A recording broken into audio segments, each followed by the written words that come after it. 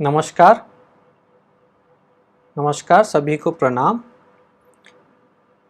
आज हम वास्तु के सीरीज़ को आगे बढ़ाते हैं और वास्तु में एक बहुत ही महत्वपूर्ण विषय है जिसे हम ब्रह्म स्थान कहते हैं। ब्रह्म स्थान वैसे आपने सुना होगा बहुत बार। तो वास्तु में ब्रह्म स्थान कौन सा होता है उसको जानते हैं और किसी भी वास्तु में ब्रह्म स्थान हम कैसे निकालें और वहाँ क्या कर्म हमें करना चाहिए क्या नहीं करना चाहिए उसके बारे में चर्चा करेंगे। तो चलिए इस यात्रा को आरंभ करते हैं और समझते हैं कि ब्रह्म स्थान होता क्या है।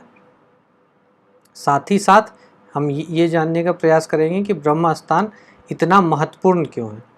तो वास्तु में यदि हम हायरार्की ऑर्डर में बोले तो ब्रह्म स्थान का योगदान या हम बोले कि उसका महत्व जो है वो बहुत ही ऊपर का है। यानी ये एक ऐसा बिंदु है जिसको कि हमें ज़रूर देखना चाहिए और कोशिश करना चाहिए कि उसके चीज़ों को यानी वहाँ जो तथ्य हैं उसके अनुसार हम ब्रह्म स्थान को रखने का प्रयास करें, यथासंभव प्रयास करें।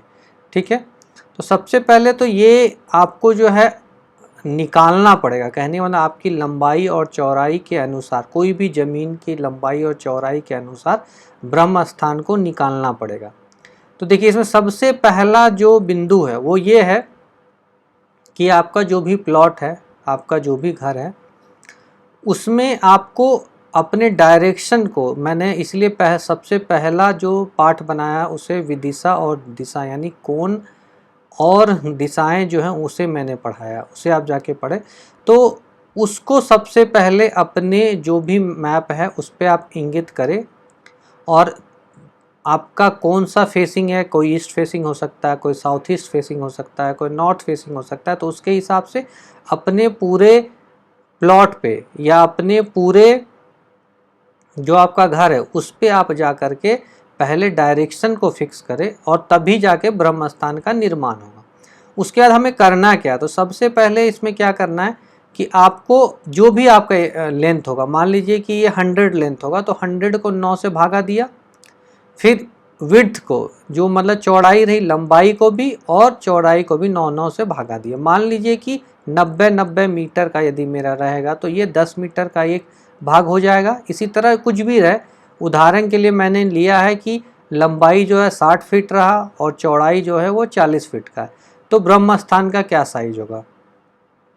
तो इसमें से क्या करना है हमें कि 1/3 इधर से छोड़ना है, फिर 1/3 इधर से छोड़ना है। यानी कहने वाला दोनों, वेस्ट से भी, ईस्ट से भी, नॉर्थ से भी और साउथ से भी, जब 1/1 छोड़ेंगे हम तब जाके जो एकदम सेंटर प्लेस आएगा वो भी क्या आएगा कि 1/3 लंबाई में 1/3 चौड़ाई में जो भी हमारा डायमेंशन होगा।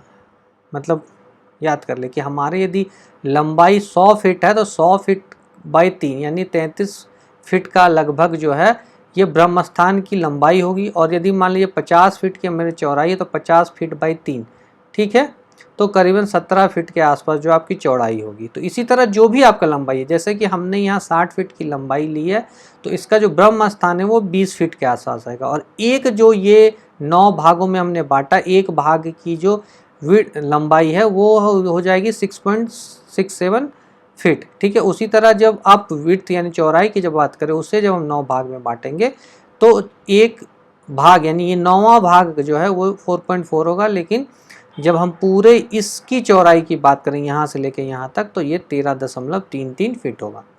तो ये तो हुआ कि कैसे हम निकालें। तो सबसे पहली बिंदु क्या थी, सबसे पहले बिंदु थी कि हमें अपने प्लॉट को, हमें अपने मकान को डायरेक्शन के अनुसार हम उसे जो है मैप पे या प्लान पे या पेपर पे कर ले। उसके बाद डायरेक्शन के अनुसार करने के बाद उसे हम 3-3 भागों में या फिर कह ले 9-9 भागों में बांटे और 1/3 सभी तरफ से छोड़ दे, जैसा मैंने अभी जस्ट बताया। इसे आप करके अपने अपने प्लॉट में, अपने अपने घर में देख सकते हैं, अपने अपने फ्लैट में देख सकते हैं आप। ठीक है, जो भी आपका है। उसके बाद इसमें करना क्या है, तो सबसे पहले इसमें क्या है कि ब्रह्म स्थान में आप कुछ ना करें। कहने का मतलब ये एक ऐसा स्थान है जहाँ कि आप कुछ भी ना करें। यदि आप को खुदाई करवानी है तो आप इधर उधर कहीं भी कराएं। यहाँ पे कोशिश करें कि आपके पिलर जो हो यहाँ हो जाए, यहाँ पे हो जाए, यहाँ पे हो जाए, यहाँ पे हो जाए, यहाँ पे हो जाए, लेकिन वो जो है कभी भी आपके बीच में, इस मध्य में जो ब्रह्म स्थान है वहाँ पे कुछ भी ना हो। नींव भी वहाँ नहीं डालना। बहुत लोग इस मिथ में, अब मैं नींव डालने का भी आगे बताऊंगा, कि नींव ब्रह्म स्थान में डाल देते, जो कि पूर्णतः गलत है। वो कभी ना डाले, इस बात का जरूर ध्यान दे।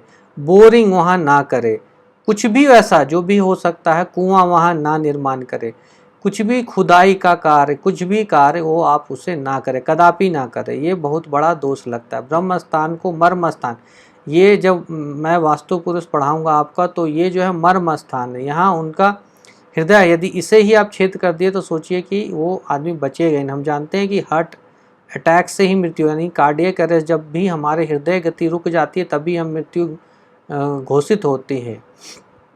तो आप समझ लीजिए इस स्थान को हम बिल्कुल ही ना छेड़े। इसलिए आप देखते होंगे पुराने ज़माने में ये आंगन बनता था, चारों तरफ से घर बनते थे और ये छोड़ दिया जाता था आंगन के रूप में, इसमें कुछ कंस्ट्रक्शन नहीं किया जाता था। तो इसी तरह से यदि हम आज के डेट में क्या कर सकते हैं, आज के परिवेश में भी हमें समझना होगा कि हम क्या कर सकते हैं।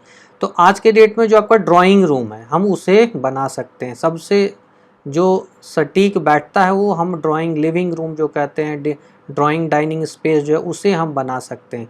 या फिर रूम यदि बनाए तो उस साइज का बनाए, लेकिन सबसे जो सटीक बैठेगा वो ड्राइंग रूम, क्योंकि वहाँ पे उतने सामान भी नहीं रहते हैं, वहाँ पे और दूसरे पिलर की आवश्यकता भी नहीं पड़ती। हम चाहते हैं वो बड़ा भी रहे, और दूसरा चीज़ है कि वो पूरा पूरा बीचों बीच ही मेनली मैक्सिमम में रहता है, तो वो इसको कवर कर लेगा। तो आज के डेट में हम कर सकते हैं कि यदि ड्राइंग स्पेस, जो ड्राइंग डाइनिंग स्पेस जिसे हम बोल रहे हैं, यदि वो पिलर लेस ही रहता है, वो बड़ा भी रहता है, वो पूर्णतः यदि हमारे ब्रह्म स्थान में हो जाता है तो इससे अच्छा कुछ भी नहीं है।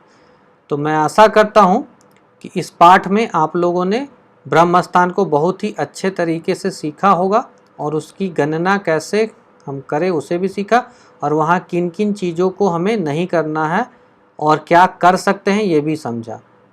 सभी लोगों का पुनः बहुत बहुत धन्यवाद।